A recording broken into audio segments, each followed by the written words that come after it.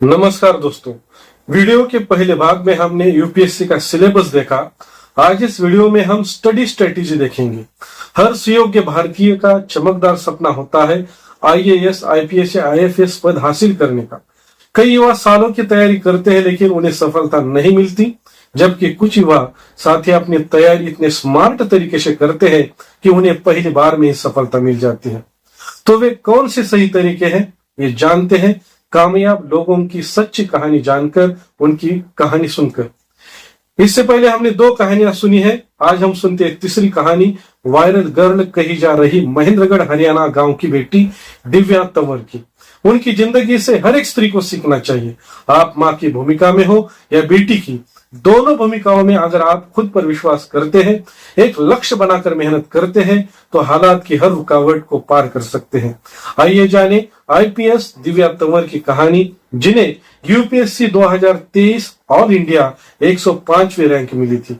गांव में एक छोटे से कमरे में जहां 4 लोग रहते थे, संसाधन के नाम पर लैपटॉप न था या फिर आईफोन भी नहीं था, और कोई वाईफाई कनेक्शन न था, न कोचिंग थी, और मोटी मोटी फीस देने के लिए उनके पास पैसे भी नहीं थे। लेकिन दिव्या ने अपने स्कूल में एक एसडीएम को देखकर तय कर लिया था कि मैं अपनी मम्मी के लिए वही रुतबा, शोहरत हासिल करूंगी जो एक अफसर की माँ को मिलते हैं। दिव्या ने पिता के जाने के बाद 3 बच्चों की परवरिश करने वाली माँ के लिए सचमुच यह करके दिखा दिया है। दिव्या अपने इंटरव्यू में बताती है कि जब मैं 8 या 9 साल की थी तो पिता का साया सिर से उड़ गया था। बहुत गरीबी और तंगहाली में जीवन बिता। मैं जब भी पढ़ती थी, अपनी मम्मी को दिमाग में रखकर पढ़ती थी कि उन्हें प्राउड फील कराना है, उन्हें यहां से निकालना है। दिव्या ने कहा कि जब मैं स्कूल में थी तो एनुअल फंक्शन था और उसके लिए एसडीएम सर चीफ गेस्ट बनकर आए थे। उनका रुतबा देखा, उन्होंने स्पीच दिया, इतनी इज्जत मिली उनको, तो मैंने सोचा कि मुझे भी एसडीएम बनना है। कॉलेज गई तो यूपीएससी का पता चला। फिर मैंने यूपीएससी की वेबसाइट से सिलेबस देखा, पुराने प्रश्न पत्र का विश्लेषण किया, एनसीईआरटी की किताबें दोबारा अध्ययन की, प्रीलिम्स और मेंस का एक साथ अभ्यास शुरू किया। इसके लिए सही किताबें चुनकर नोट्स बनाए, ऐसा उन्होंने कहा। ऐसे ही हम एक अपनी स्ट्रेटेजी बना सकते हैं। उम्मीदवारों को यूपीएससी परीक्षा के पहले चरण को सफलतापूर्वक पास करने के लिए एक सुनियोजित यूपीएससी प्रीलिम्स रणनीति यानी कि यूपीएससी प्रीलिम्स स्ट्रेटेजी बनाने पर ध्यान केंद्रित करना चाहिए, और इसके लिए प्रत्येक उम्मीदवार को यूपीएससी प्रीलिम्स सिलेबस से गुजरना चाहिए।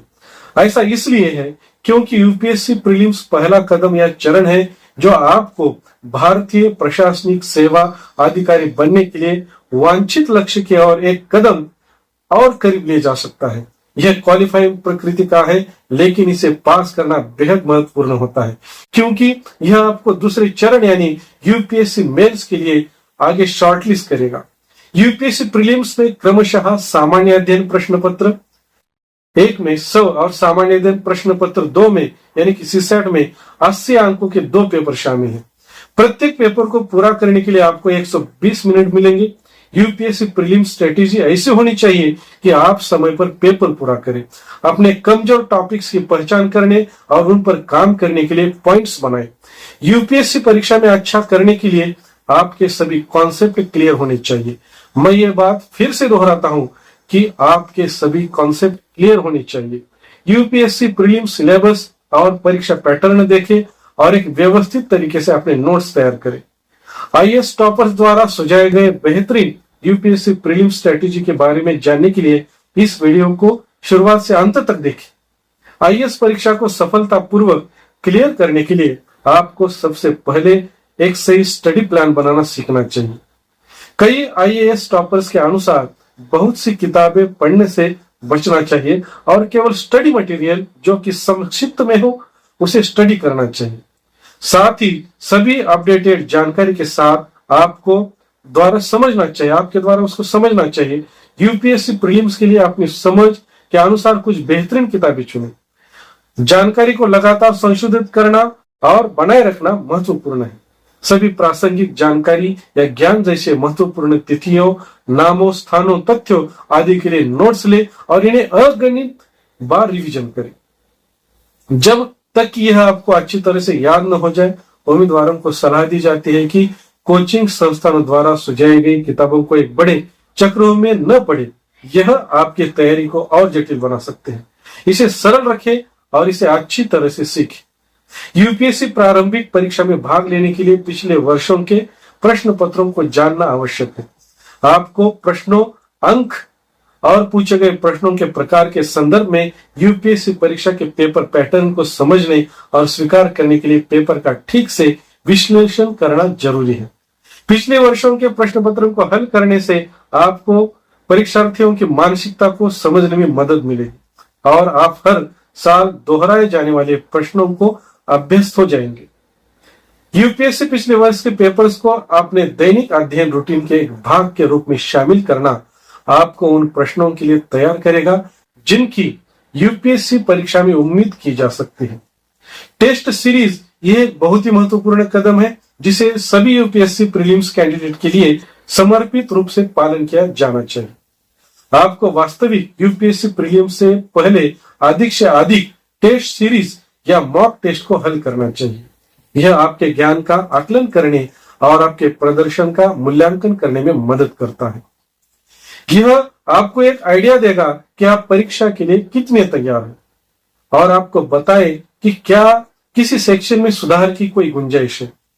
हालांकि उम्मीदवार इन मॉक या यूपीएससी टेस्ट सीरीज को देते समय एक बहुत ही महत्वपूर्ण तथ्यों को भूल जाते हैं, यानी इन टेस्ट पेपर का विश्लेषण करते हैं। एक टेस्ट सीरीज मुख्य रूप से आपके सभी कमजोर क्षेत्रों को लक्षित करने और उन पर काम करने के लिए दी गई है। आपको सुसंगत होना चाहिए और बढ़े हुए अंकों के माध्यम से हर परीक्षा में सुधार दिखाना चाहिए। हमेशा अपने मॉक टेस्ट या टेस्ट सीरीज को निर्धारित समय अवधि के भीतर और केंद्रित तरीके से पूरा करने की कोशिश करें। आपके अंक आपको बताएंगे कि आप कहां कड़ी प्रतिस्पर्धा में खड़े हैं और उसके अनुसार यूपीएससी प्रीलिम्स के लिए आपने तैयारी रणनीति में सुधार करें। सभी यूपीएससी एस्पिरेंट्स करंट अफेयर्स के महत्व से अच्छी तरह वाकिफ हैं। सबसे पहले समझना चाहिए कि करंट अफेयर्स का सिलेबस बहुत विशाल होता है। The Hindu, economic times, Indian express आदि जैसे डेली समाचार पत्रों को पढ़ने और उनमें दुनिया भर की घटित होने वाली घटनाओं के बारे में पढ़ने की कोशिश करें। आईएएस टॉपर्स के बीच योजना, कुरुक्षेत्र और मनोरमा स्टारडोल भी काफी लोकप्रिय है। अपने स्रोतों को सीमित करना याद रखें, लेकिन डेली रिवीजन के जरिए अपनी शिक्षा का विस्तार करें। Flash card, online IAS quiz इत्यादि के माध्यम से याद रखने की अपनी रणनीति बनाएं। आप सभी महत्वपूर्ण समाचारों को एक स्थान पर रखने के लिए एक अलग नोटबुक रख सकते हैं और इसे रोजाना देखना न भूलें। यह एक ज्ञात तथ्य है कि सिविल सेवा परीक्षा क्रैक करने के लिए और स्वाभाविक रूप से युवा उम्मीदवारों के दिमाग में बहुत अधिक अराजकता का कारण बनाता है। नर्वस या तनावग्रस्त होना मानव स्वभाव है और वे खुद को अलग थलग कर लेते हैं। कैंडिडेट्स यूपीएससी परीक्षा के विचारों से लगातार परेशान रहते हैं। ऐसी स्थितियों में आपको क्या करना चाहिए? आराम करें, कोई पुस्तक पढ़े, अपने पसंदीदा गीत पर नृत्य करें या बस ड्राइंग करें। इस प्रकार आपके स्टडी टाइम टेबल के बीच आराम करना जरूरी है। यदि आप परेशान हैं तो आप फोकस नहीं कर पाएंगे। छोटी अवधि के लिए अध्ययन करें, लेकिन पूरी एकाग्रता और समर्पण के साथ। हमेशा अपने आप को अपने कमरे के भीतर ही सीमित न रखें, बल्कि स्थान का परिवर्तन भी मदद करता है। ऐसा कहा जाता है कि बाहर पढ़ाई करने से आपके रिजल्ट बढ़ सकते हैं। उदाहरण के लिए कैफेटेरिया, पार्क या लाइब्रेरी इत्यादि जगहों पर। अधिक प्रभावी अध्ययन के लिए हमेशा अपने मन और शरीर के बीच एक स्वस्थ संतुलन बनाए रखें। यहां तक कि समय में सूचनात्मक फिल्में या वृत्त चित्र देखने में मदद करता है। तो अपने व्यस्त अध्ययन कार्यक्रम में छोटे विराम को शामिल करना याद रखें। भारतीय प्रशासनिक सेवाओं के लिए आपको बहुत सी जानकारी को याद रखने की आवश्यकता होती है। उम्मीदवारों के पास यूपीएससी प्रीलिम्स रिवीजन को अंतिम मिनट के लिए रखने की प्रवृत्ति है और सभी के माध्यम से यह देखने की कोशिश में महत्वपूर्ण बिंदुओं को मिस कर सकते हैं। इसे दैनिक आधार पर रिवीजन करने की आदत बनाएं। आप अपने सभी सीखने का उपयोग केवल तभी कर पाएंगे जब आप सभी कॉन्सेप्ट और करंट अफेयर्स को यथासंभव रिवीजन करें। आईएएस परीक्षा के अंतिम सप्ताह से केवल वही अध्ययन करें जो आवश्यक है। केवल उन विशिष्ट विषयों का अध्ययन करें जिन पर आप अधिक ध्यान देना चाहते हैं। केवल अपने पसंदीदा विषयों या उन विषयों को तैयार न करें जिन्हें आप आसान समझते हैं। अब आपको कमजोर विषय क्षेत्रों पर काम करने की आवश्यकता है। उसमें आत्मविश्वास पैदा करें, लगातार आधार पर उन्हें दोहराएं और रिवीजन करें। आपके द्वारा बनाए गए नोट्स को हाथ में रखें। एक से एक अध्ययन के रूप में यह अच्छे रिवीजन में मदद करता है। विश्लेषण करें जिसे आपको अनदेखा करना चाहिए। कभी भी कुछ नया अध्ययन करने की गलती न करें, यह अत्यधिक अनुशंसित नहीं है। नए विषय के साथ शुरू होने के में बहुत देर हो चुकी है, साथ ही यह आपकी तैयारी की गुणवत्ता भी खराब कर सकता है और निगेटिव ऊर्जा का परिचय भी दे सकता है। आईएएस प्रीलिम से पहले अंतिम सप्ताह में करंट अफेयर से संबंधित किसी भी चीज का अध्ययन न करें। अपने स्वास्थ्य की अच्छी देखभाल करें। यदि आपका स्वास्थ्य अच्छा है तो आप परीक्षा में अच्छा प्रदर्शन कर सकते हैं। तो परीक्षा का तनाव अपने चरम पर होगा, लेकिन सुरक्षित रहे और किसी भी कीमत पर घायल न हो। ध्यान रखें कि बीमार न पड़े, क्योंकि यह आपको बहुत बुरी तरह से डिमोटिव कर सकता है। बदले में आप इस बारे में चिंता करना शुरू कर देंगे कि परीक्षा में शामिल होना है या नहीं। ऐसा ना होने दे। खराब स्वास्थ्य स्थितियां आपका ध्यान और ऊर्जा को दूर ले जाती है। सही दृष्टिकोण और माइंडसेट बनाए रखें। अंत में अपने शांत दिमाग को खोना संभव है, लेकिन यूपीएससी प्रीलिम्स परीक्षा में पास होने से घबराए नहीं। हर दिन कम से कम 10 मिनट ध्यान करें। हमेशा आराम के मूड में रहें और पॉजिटिव सोचें। अपने दिमाग से सभी निगेटिव विचारों को हटा दें। यहां तक कि अगर आपने सबसे अच्छी तैयारी की थी तो निगेटिव ऊर्जा आपको बुरी तरह से नीचे खींच सकते हैं। उम्मीदवारों को आप में विश्वास रखने की सलाह हम देंगे। इससे वे यूपीएससी प्रीलिम्स में सफलता पाएंगे और यूपीएससी परीक्षा को क्रैक करेंगे।